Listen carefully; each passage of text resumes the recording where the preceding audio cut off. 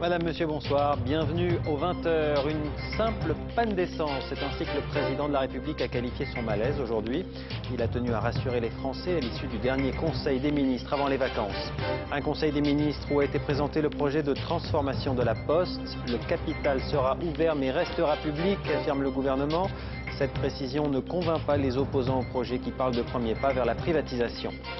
Attention cancer, les UV des cabines de bronzage sont désormais officiellement classées cancérigènes. Une étude montre en effet que l'exposition aux UV artificiels avant l'âge de 30 ans augmente de 75% le risque de cancer de la peau. 3 soldats français ont été blessés en Afghanistan. Leur véhicule a sauté sur une mine. L'un d'entre eux est dans un état grave. Nous reviendrons dans ce journal sur ce qu'il est désormais convenu d'appeler le bourbier afghan, bien plus meurtrier que le conflit en Irak. Et puis nous reviendrons sur un chiffre qui va intéresser ceux qui prennent l'avion en cette période de vacances. 90 000 bagages sont égarés chaque jour dans les aéroports du monde entier. Que deviennent-ils? Quelles sont les compagnies les plus sûres? Réponse dans ce journal. On commence avec la mise au point du chef de l'État à l'issue du dernier Conseil des ministres aujourd'hui. Une mise au point pas très protocolaire. D'ordinaire, le président de la République ne s'exprime pas ainsi sur le perron de l'Elysée. Mais après son malaise de dimanche dernier, il a tenu à rassurer les Français. Alix Bouillaguet, Tristan Lebras. L'image est inédite. Nicolas Sarkozy sur le perron de l'Elysée après le Conseil des ministres. Un seul message, montrer que tout est rentré dans l'ordre. Je suis un être humain. J'ai eu un coup de fatigue. Est-ce que c'était dû à la déshydratation, à la chaleur, à la fatigue? Je ne sais. J'ai couru des milliers de fois comme ça. Simplement, il faut que je me repose. Quant au rythme de travail, je pense que quand on est président de la République, on a des responsabilités, il faut les assumer. Ce matin déjà, c'est sur sa page Facebook que le chef de l'État donnait de ses nouvelles. Je vais très bien après le petit incident de dimanche, indiquait-il, qui m'incite à prendre du repos cet été. Avec cette conférence de presse inopinée, l'Élysée souhaitait surtout lever les doutes. S'il y avait eu, à l'issue de ces examens, quoi que ce soit, j'estime qu'il eût été de mon devoir de le dire. Je dois cette transparence. Je ne l'avais pas fait quand j'ai eu un problème à la gorge. Bien mal m'en a pris. J'aurais bien mieux fait de le dire. Un mea culpa et puis s'en va. Quant aux ministres, ils sont restés muets. Pour eux, les vacances commencent. Mais pas le droit de s'envoler à plus de 2 heures de Paris. C'est la consigne de l'Élysée. Et pour l'anecdote, Nicolas Sarkozy a aussi remercié les milliers de Français qui lui ont envoyé des boîtes de chocolat. Il me faudrait plusieurs vies pour les consommer, a-t-il dit. Bonsoir Alix Bouillaguet, vous êtes en direct du Palais de l'Élysée. En dehors de la consommation des chocolats, quel est le programme du président dans les jours à venir ? Bonsoir Olivier. Alors pour l'instant Nicolas Sarkozy reste à l'Elysée. Si officiellement il n'a pas de rendez-vous à son agenda dans les jours qui viennent, officieusement en fait il a eu plusieurs rendez-vous notamment avec des ministres. Il a même reçu le premier d'entre eux, François Fillon, cet après-midi. D'après son entourage, le chef de l'État préparait la rentrée. En fait pour l'Elysée un seul message, dire que tout va bien et qu'il y a bel et bien un pilote dans l'avion. Enfin Nicolas Sarkozy devrait quitter Paris demain soir, voire vendredi matin, direction le Cap Nègre dans le Var pour 3 semaines de vacances en famille. Son premier rendez-vous officiel de la rentrée est déjà inscrit sur ses tablettes. 25 août, c'est la date du premier Conseil des ministres. Merci Alix. Alors au menu du Conseil des ministres d'aujourd'hui, le gros morceau concernait la Poste. La Poste et ses 296 000 salariés. Le texte qui prévoit de réformer son statut a été présenté ce matin. Il sera ratifié au Parlement en octobre. Il s'agit d'ouvrir le capital. L'État restera propriétaire, a promis le gouvernement, mais les détracteurs du texte dénoncent un premier pas vers la privatisation du service postal. Julien Beaumont, Virginie Travers. Ce n'était que l'ombre d'un projet. Mais depuis ce matin, le changement de statut de la Poste est sur les rails. Dès l'an prochain, la Poste passera d'entreprise publique à société anonyme. En échange, le gouvernement promet un capital 100% public avec l'aide de la Caisse des dépôts. Ce montage financier devrait permettre d'injecter 3 milliards d'euros pour faire face à l'ouverture à la concurrence prévue en 2011. Pour les usagers, pas de changement. La Poste conserve ses missions. Distribution du courrier 6 jours sur 7 et surtout maintien des 17 000 bureaux. L'État s'engage tout en rappelant que ce changement de statut a été imposé par Bruxelles. C'est une obligation pour le gouvernement de s'y conformer. Et le gouvernement, pour s'y conformer, veut garantir à 100% la poursuite du caractère public de la Poste. Des garanties qui ne rassurent ni l'opposition ni les syndicats. Tous craignent une baisse du service public. C'est le début d'un processus de privatisation, comme cela s'est passé dans toutes les entreprises publiques qu'on a capitalisées et qu'on a transformées en sociétés anonymes. Nous pensons à France Télécom. Pour les presque 300 000 salariés, les acquis sociaux ne devraient pas être touchés. Mais qu'en sera-t-il pour les futurs embauchés? Pour en savoir plus, il faudra attendre octobre, quand le texte sera examiné au Sénat. Et alors au-delà de la réforme du statut de la Poste, on l'a dit, il s'agit aussi de préparer l'ouverture à la concurrence totale dans le secteur en Europe à partir de 2011. Sur ce terrain, nos voisins allemands ont pris de l'avance. Là-bas, on n'hésite pas à parler de privatisation. Elle se fait étape par étape et elle a déjà bien commencé. Pour quel résultat? On voit ça avec Stéphanie Lafuente et Jean-Pierre Pasteur. Entre le rayon sous-vêtements et les soldes d'été, voici la Poste. À Arène, 25 000 habitants, depuis que le bureau de poste a fermé l'an passé, c'est un grand magasin qui a pris la relève. L'avantage, c'est qu'il y a plus de clients qui fréquentent le magasin. On espère que ça va se traduire par une hausse des ventes. Dans 2 ans, les bureaux de poste à l'ancienne auront disparu en Allemagne. Tous seront sous-traités et installés dans des commerces comme ici. Les clients doivent donc changer leurs habitudes. Avant, pour envoyer une lettre, c'était simple, on allait au bureau de poste. Maintenant, il faut d'abord trouver le grand magasin ou la papeterie qui héberge le bureau de poste. Ici, les bureaux sont ouverts plus longtemps et ça, c'est un vrai avantage. La privatisation de la Deutsche Post a commencé en 1998. En 10 ans, le nombre de guichets est passé de 30 000 à 12 000 et le nombre d'employés a été divisé par 2. La Deutsche Post est devenue une puissante multinationale qui a préféré se renforcer à l'étranger plutôt qu'en Allemagne. Pour les clients comme vous et moi, je trouve que le service est moins bon qu'avant. Il y a moins de boîtes aux lettres, moins de bureaux de poste, plus de retard dans la distribution du courrier. Côté tarif, l'ouverture à la concurrence n'a pas fait bouger les prix. 55 centimes l'envoi à la Deutsche Post, 46 chez les concurrents, mais attention, il faut être abonné, il n'y a pas de guichet et peu de boîtes aux lettres. Résultat, aujourd'hui, la Deutsche Post détient toujours 90% du marché du courrier en Allemagne. Autre réforme soumise aujourd'hui en Conseil des ministres et qui irrite l'opposition, elle concerne le redécoupage de la carte électorale pour les prochaines législatives. Elle n'avait pas changé cette carte depuis 23 ans, il fallait donc redéfinir certaines circonscriptions pour mieux prendre en compte les évolutions démographiques. Mais l'opposition, PS en tête, dénonce un redécoupage partisan au bénéfice de l'UMP. Thierry Curté. Depuis 1986, la France compte 8 millions d'habitants de plus. Il faut donc adapter la carte électorale pour que chaque député représente en moyenne 125 000 habitants. Dans le nouveau patchwork législatif voulu par le gouvernement, 14 départements plus peuplés éliront 1 ou 2 députés supplémentaires. 27 moins peuplés en perdront de 1 à 3 et 22 seront remodelés. Mais j'ai fait un découpage qui est, comme je m'y étais engagé, qui est transparent, puisqu'on n'a jamais autant associé l'opposition. Mais tous les découpages provoquent la polémique, celui-ci n'y échappe pas. Selon la droite, majoritaire à l'Assemblée, sur les 33 circonscriptions supprimées, 18 seraient à gauche, 15 à droite. La gauche ne fait pas le même calcul, elle perdrait 23 circonscriptions, la droite 10.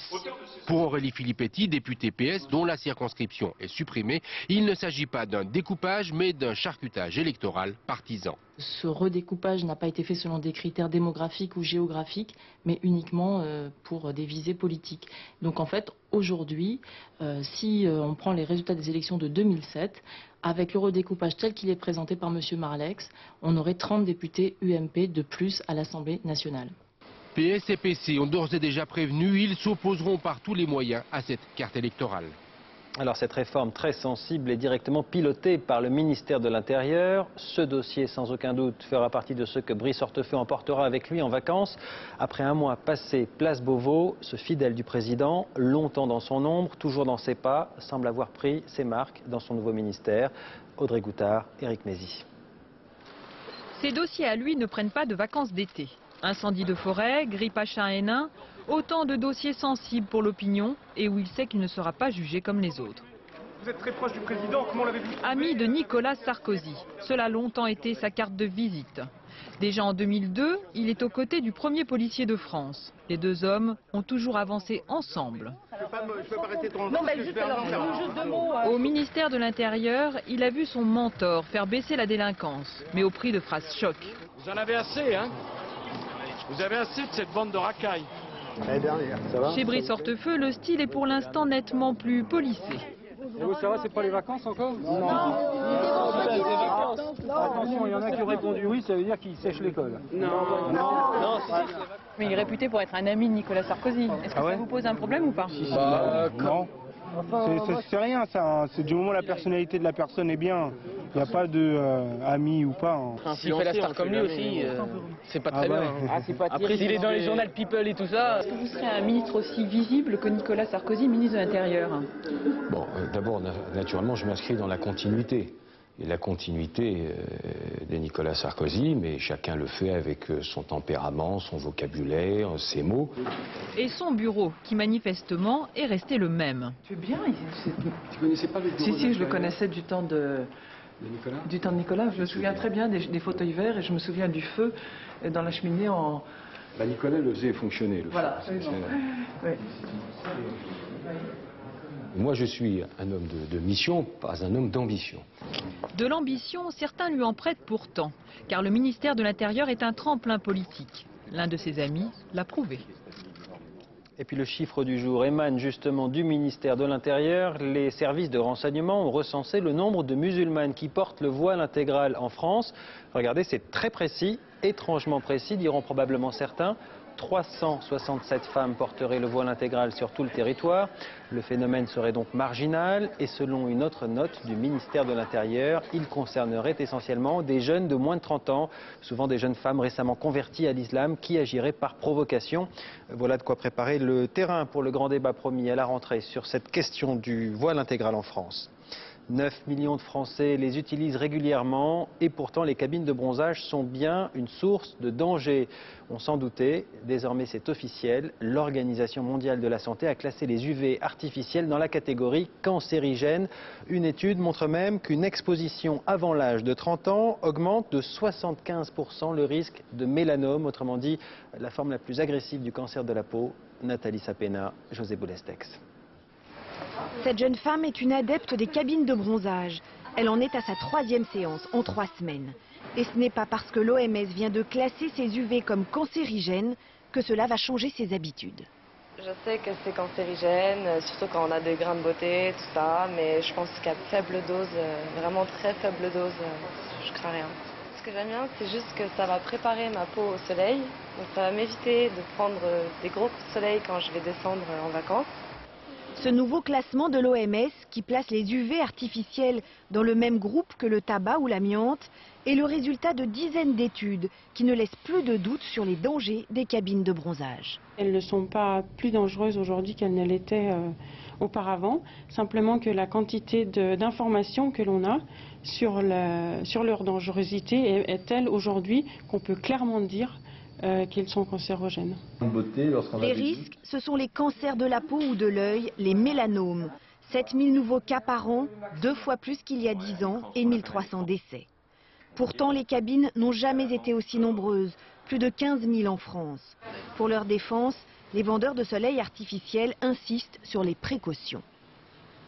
En cabine, vous avez un bronzage maîtrisé, sécurisé, puisqu'on a filtré les UV sur les longueurs d'onde les moins nocifs, et on a limité des plans de bronzage justement pour éviter tous ces excès. Donc en toute chose, l'excès est mauvais. Pas question donc d'interdire les cabines de bronzage, comme pour la cigarette ou l'alcool, à chacun de doser ses pratiques à risque. Alors justement, comme pour les paquets de cigarettes, les centres d'UV devront-ils bientôt afficher à l'entrée « Attention, peut nuire gravement à la santé ». Pour l'instant, il n'en est rien. Le ministère ne se prononce pas sur la question. La seule restriction concerne pour l'heure les mineurs. En théorie, les cabines de bronzage leur sont interdites, mais la règle est-elle appliquée? C'est ce que nous avons voulu vérifier. L'enquête, vous allez le voir, est éloquente. Elle est signée Sophie Mézel et Jean-Marie Lecartier. Colline, 14 ans, et Laura, 15 ans. Ce sont elles aujourd'hui qui nous servent de cobayes en caméra cachée. Premier institut et mensonge de jeune fille. On a presque 18 ans. Enfin, moi, je suis née en août. Même à un mois près, pas de compromis qui vaille. Ici, la loi est respectée. Les cabines UV sont interdites aux mineurs. D'accord, ok. Nous changeons de lieu et de stratégie. Vous êtes majeur? Oui, c'est vrai. Ok. Mais l'hôtesse ne demande aucun papier d'identité. Pas de vérification donc. La voie est libre. Troisième lieu. Cette fois, ni question, ni contrôle. Les 2 mineurs accèdent à la cabine sans le moindre problème, qui pourtant mentionne bien « interdite aux mineurs ». Nous, on connaît un garçon qui fait des UV donc à notre âge, mais il le fait juste en hiver pour qu'il soit bronzé tout le temps, enfin, qu'il ait bonne mine. Si la loi interdit les cabines de bronzage aux mineurs, c'est que chacun a un capital solaire qu'il importe de ne pas dilapider trop tôt. On voit des jeunes patients qui effectivement n'ont pas 18 ans et qui vont en cabine UV. Et on voit également de jeunes adultes qui ont le droit d'aller en cabine UV mais qui visiblement sont devenus des addicts de ces cabines UV. Mais cabines de bronzage ou vrai soleil, les UV sont particulièrement mauvais pour les plus jeunes. Je me protège mais je mets aussi de l'huile bronzante en plus. À consommer donc avec modération. On s'y attendait, mais le tarif de l'électricité devrait augmenter au mois d'août. Une augmentation d'1,9% pour les particuliers, de 4 à 5% pour les entreprises. C'est ce que croient savoir nos confrères des Échos. Aujourd'hui, la ministre de l'économie, Christine Lagarde, n'a pas confirmé ces chiffres, mais elle a jugé qu'ils étaient raisonnables. L'Espagne s'est réveillée sous le choc ce matin. Une voiture piégée a explosé devant une caserne de la garde civile à Burgos, dans le nord du pays. 64 personnes ont été blessées, dont de nombreuses femmes et des enfants. L'attentat n'a pas été revendiqué, mais il porte la marque de l'organisation séparatiste basque ETA à Amaury-Guibert. Quelques minutes après l'attentat, un vidéaste amateur s'approche des lieux. Au loin, en feu, on distingue le véhicule piégé, une fourgonnette volée chargée de 200 kg d'explosifs. Au lever du jour, les dégâts sont impressionnants. Une grande partie de la façade de la caserne a été soufflée par l'explosion. J'ai vu une énorme lumière. J'ai cru que c'était la foudre, mais après un instant, toutes les vitres ont explosé. Par miracle, il n'y a que 64 blessés légers. Pour les autorités espagnoles, pas de doute, l'attentat porte la marque de l'organisation indépendantiste basque ETA. Les terroristes n'ont pas d'autre avenir que d'être jugés et emprisonnés. ETA a l'habitude d'appeler avant de déclencher ses bombes, sauf si les cibles sont militaires, et pour elle, la garde civile en fait partie. Et puis toujours en Espagne, 2 hommes sont morts aujourd'hui dans un incendie de forêt dans le centre du pays. Le feu s'est déclaré hier près de la ville d'Ávila. Il n'est toujours pas maîtrisé. 300 hectares de pinèdes sont déjà partis en fumée. En Afghanistan, on l'a appris qu'aujourd'hui, 3 soldats français ont sauté sur une mine la semaine dernière alors qu'ils patrouillaient à l'ouest de Kaboul à bord de leur véhicule. Ils ont été rapatriés et 2 d'entre eux, gravement blessés, sont toujours hospitalisés ce soir à l'hôpital de Percy-Clamart. Leur jour ne serait pas en danger. Alors il faut savoir que depuis une semaine, l'armée française doit faire face à une attaque par jour en moyenne. Pour ce seul mois de juillet, dans les rangs des forces alliées, on compte déjà 67 morts. L'Afghanistan est devenu bien plus dangereuse que l'Irak. Les experts n'hésitent plus désormais à parler de bourbier, voire de nouveau Vietnam. Samassoula, Christophe Vignal, c'est le dossier de cette édition. Le retour à la maison de soldats tombés en Afghanistan. Depuis un mois, la procession macabre est quasi quotidienne en Grande-Bretagne. La réalité d'une guerre menée depuis maintenant 8 ans. Dépouilles de militaires britanniques, français et américains. Depuis 2001, le bilan ne cesse de s'alourdir pour la coalition. 2008, 294 morts, déjà 226 cette année. Coups de sabre et griffes de panthère, 2 opérations sans précédent menées depuis un mois dans le sud par des milliers de soldats américains et britanniques au cœur de l'insurrection talibane. Objectif, sécuriser cette zone volatile avant les élections du 20 août et détruire la manne financière des talibans, le pavot. Les talibans qui ne contrôlaient que quelques villes en 2001 font aujourd'hui régner leurs lois dans des zones entières. Le savoir-faire des insurgés en Irak a été transféré en Afghanistan et que les talibans reprennent la main sur le terrain en y appliquant les instructions, les savoir-faire venus de l'Irak. Des embuscades bien montées, des assassinats ciblés, des bombes sur le bord des routes. La stratégie Obama, c'est d'abord se retirer d'Irak pour se concentrer sur l'Afghanistan et le Pakistan. Il y aura donc plus d'hommes et plus de moyens, davantage de combats au sol pour éviter les victimes civiles, gagner les cœurs et les esprits. Il n'y a pas de cause plus juste. Mon message aux terroristes qui nous défient est le même, nous vous vaincrons. Une guerre politique dont l'armée est un des outils. Barack Obama demande aux alliés de renforcer leur engagement. Il y aura 100 000 soldats étrangers d'ici la fin de l'année, dont 3 400 Français. Au lendemain du 11 septembre, cette guerre avait un but, détruire le sanctuaire d'Al-Qaïda et capturer son chef Oussama Ben Laden. L'homme reste introuvable et cette guerre semble bien difficile à gagner. Aujourd'hui, il faut à tout prix éviter l'enlisement.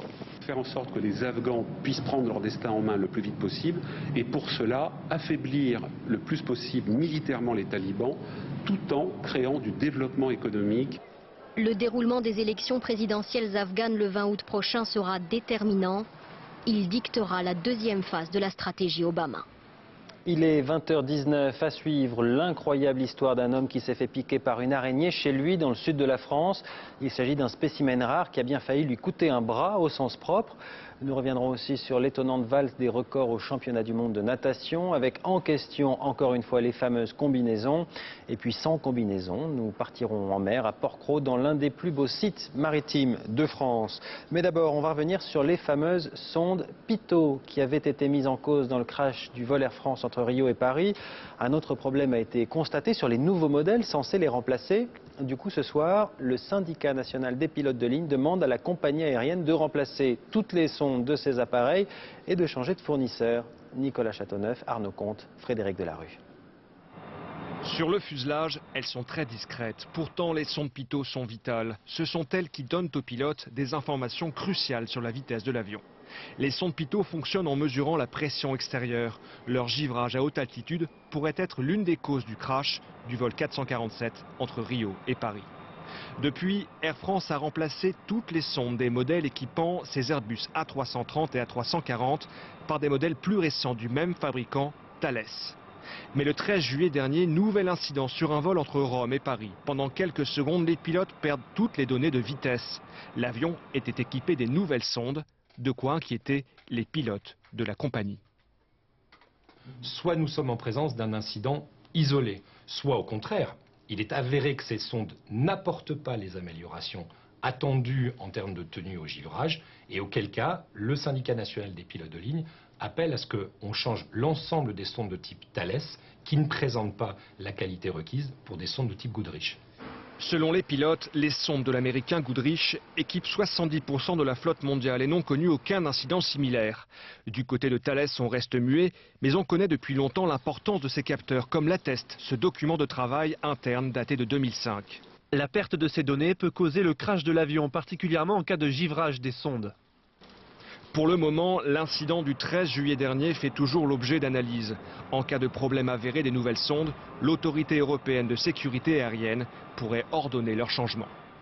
Transport toujours, voilà un chiffre qui va vous intéresser si vous prenez l'avion pour vos vacances. 90 000 bagages sont égarés chaque jour dans les aéroports du monde entier, dont 10 000 pour la seule Europe. Alors pourquoi, comment, quelles sont les compagnies les plus sûres? Élément de réponse avec Anne Charlottinet et Antoine Husser. Ce bagage a un risque sur 3000 de disparaître à tout jamais. J'espère qu'elle va arriver. Statistiques officielles et vérifications ce matin à Roissy, ça rappelle des souvenirs à certains. Le pire, c'est de ne pas avoir sa brosse à dents, son pyjama, le strict nécessaire. On a fait 15 jours de voyage par le Mexique avec un petit sac de pantalons, de t-shirts et voilà. Chaque jour, 90 000 bagages sont égarés dans le monde, 10 000 rien qu'en Europe, principalement des erreurs d'aiguillage. Ce sont les compagnies aériennes qui sont responsables du suivi des bagages, de l'enregistrement jusqu'à la fin du vol. Elles ont multiplié les systèmes, code barre, étiquettes. Effort insuffisant, estime la Commission européenne qui s'insurge. Le meilleur élève européen, British Airways, perd près d'un demi-million de bagages par an. Les Allemands, 770 000 et Air France frôlent le 1,5 million. 80% des valises égarées sont retrouvées dans les jours qui suivent. Mais si ce n'est pas le cas, il faut réagir vite. Avant de quitter l'aéroport, allez demander un dossier d'indemnisation, remplissez-le en faisant bien attention, surtout si vous avez des objets de valeur. Parce qu'après, effectivement, on va décider de discuter de l'indemnisation en fonction de cette déclaration. Le temps est alors compté. Après 21 jours, le bagage est considéré comme définitivement perdu. Elle voyage aussi. La grippe A, H1N1 continue à se propager en France. 10 nouveaux cas ont été diagnostiqués aujourd'hui dans une colonie de vacances à Barcelonnette, dans les Alpes de Haute-Provence. En tout, 27 enfants et 5 animateurs sont touchés. Aucun cas grave n'est constaté. En France, le dernier bilan dépasse désormais le millier de cas, 1022 précisément, sur tout le territoire.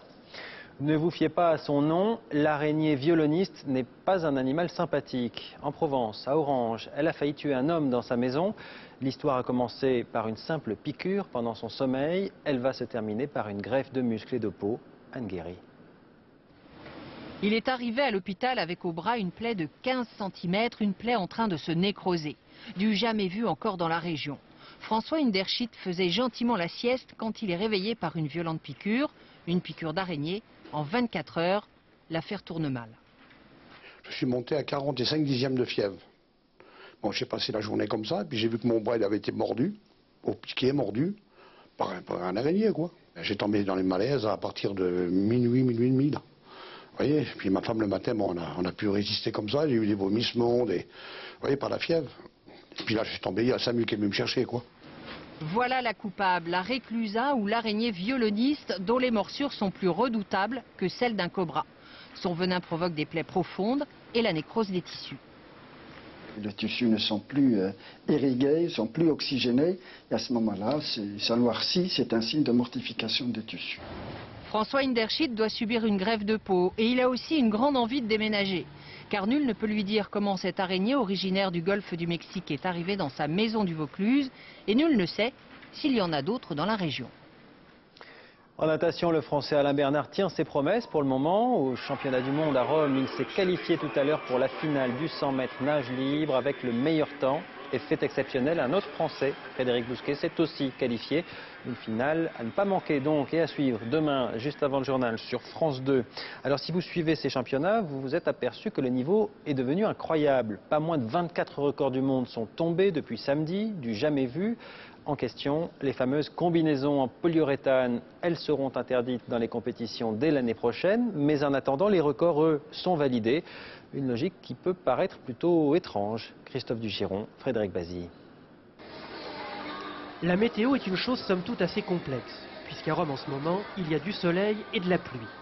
En effet, en même temps que la chaleur qui accable le public, une pluie de records du monde s'abat depuis 4 jours sur la piscine. À Rome, il n'y a pas un jour sans pizza, et dans l'eau, pas un jour sans record, matérialisé ici par la ligne rouge. Ceci étant, c'est tout sauf une surprise depuis que la Fédération internationale a autorisé le 100% polyuréthane qu'utilise un grand nombre d'athlètes. C'est scientifiquement prouvé, on flotte davantage qu'avec un slip de bain ou qu'une combinaison en tissu, donc on va plus vite. Le tout, c'est d'avoir la bonne combine. Je pense qu'il y a 2 natations. Il y a eu la natation d'avant avec le maillot de bain en tissu, il y a cette nouvelle natation, quoi. Je veux dire, maintenant il faudra vraiment que les nageurs nagent à armes égales, quoi.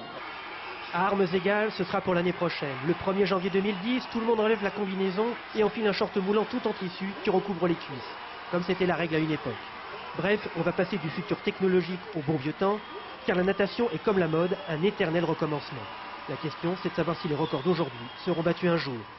Tout le monde va s'adapter à la nouvelle situation. Les entraîneurs vont s'adapter, les nageurs vont s'adapter. Et on a toujours dit qu'il y avait des records en athlétisme qui ne seraient jamais battus. Ils ont été battus après. Aujourd'hui, l'Américain Phelps, sur le 200 mètres papillon, a fait or et record du monde. Mais sur cette course, il nageait en pantalon et non en combinaison 100% technologique. Car le polyuréthane n'est pas forcément un avantage pour certains types de nage. Vous l'aurez compris, la natation est en train de devenir aussi compliquée que les prévisions météo. Et puis en Formule 1, on l'a appris tout à l'heure, le septuple champion du monde, Michael Schumacher, va faire son grand retour sur les circuits, chez Ferrari, qui plus est son écurie mythique. L'Allemand va remplacer Felipe Massa, qui avait été, je vous le rappelle, victime d'un grave accident lors des essais du Grand Prix de Hongrie samedi dernier. Et apparemment, son état s'améliore. Il a marché aujourd'hui pour la première fois. On va s'évader un peu maintenant avec l'écologie et le Grenelle de la mer. On a beaucoup parlé du respect du domaine maritime. Parmi les exemples à suivre, voici celui de Port-Cros, au large de Toulon. C'est le premier parc marin d'Europe, l'un des mieux protégés. Vous allez voir qu'à quelques minutes de bateau de la très touristique Côte d'Azur, on se croirait presque dans un aquarium. Pierre Menégier, Nicolas Houer. C'est un sanctuaire, un îlot préservé dans une Méditerranée menacée. Port-Cros est le premier parc marin d'Europe et ses hommes en sont les gardiens. Depuis des années, ils tentent de rendre la mer aux grands cétacés. Aujourd'hui, ils observent le résultat de leurs efforts. À cette distance, vous voyez, on va... Spectacle extrêmement rare, c'est un cachalot. 40 tonnes, 18 mètres de long, et il est joueur, à condition qu'on respecte son espace. On ne s'approche pas à moins de 100 mètres des cétacés, en particulier des cachalots et des baleines. On ne coupe pas leur route, on ne les suit pas pour qu'ils n'aient pas la sensation d'être poursuivis. Au mieux, il en resterait 1 millier en Méditerranée. Beaucoup ont trouvé refuge ici. Nous sommes au-dessus du canyon, donc là il y a des fonds de 1000-1200 mètres. Et tout ça, c'est protégé? C'est un sanctuaire dans lequel il y a des engagements internationaux pour favoriser la préservation des cétacés. Ce que demandent maintenant les défenseurs de l'environnement, c'est une limitation du trafic maritime. Les collisions sont la première cause de mortalité des cétacés. Si cachalots, baleines et dauphins se plaisent tant au large de Port-Cros, c'est que l'île, parc national depuis 45 ans, est une gigantesque réserve qui leur sert de garde-manger. 2000 hectares intouchables, parmi lesquels le sentier sous-marin, qui permet de nager en compagnie des dorades. J'ai vu quelques poissons. Des gros, des petits? Des moyens. J'ai vu des mulets, des girelles, et puis il y a des saupes. Des poissons de toutes espèces et totalement décomplexés. On ne s'attendait pas à voir les poissons qui s'approchent aussi près et qui se baladent vraiment tout autour de nous. Un petit coin de paradis où mérous, loups et rougets sont chez eux, comme des poissons dans l'eau. Et voilà qui va donner envie à certains de partir. Plus que 2 jours pour beaucoup d'entre vous. Avant de refermer ce journal, je vous en rappelle l'un des principaux titres. Le gouvernement lui aussi s'apprête à partir en vacances. Nicolas Sarkozy a présidé ce matin son dernier conseil des ministres avant la rentrée. Et à la sortie, dans un exercice peu commun, il a tenu à rassurer les Français. J'ai simplement eu une panne d'essence, a-t-il dit à propos de son malaise. Je vais bien, mais il faut que je me repose. Le chef de l'État a fait savoir qu'il allait partir en vacances en famille dans le Midi pour y rester tranquille, si l'actualité le veut bien, a-t-il ajouté. C'est la fin de ce journal. Merci de l'avoir suivi. Tout de suite, c'est la météo avec Laurent Romeshko. À 20h35, à ne pas manquer les confessions de Marilyn sur le divan. Pour les informations, vous retrouverez Sophie Le Saint demain à 13h. Pour ma part, je vous donne rendez-vous à 20h. Excellente soirée sur France 2 et à demain. L'info en continu, c'est aussi sur France2.fr.